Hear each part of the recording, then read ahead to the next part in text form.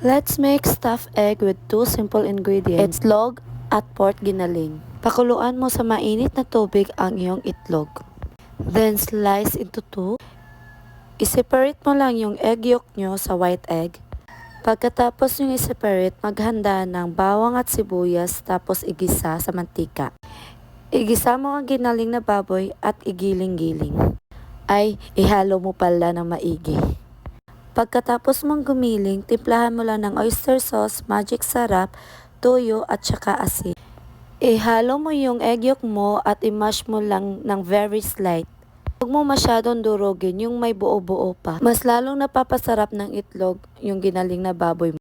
Pagkatapos mo lutuin yung ginaling mo, in a separate bowl, mag-mix ka lang ng cornstarch, all-purpose flour at itlog.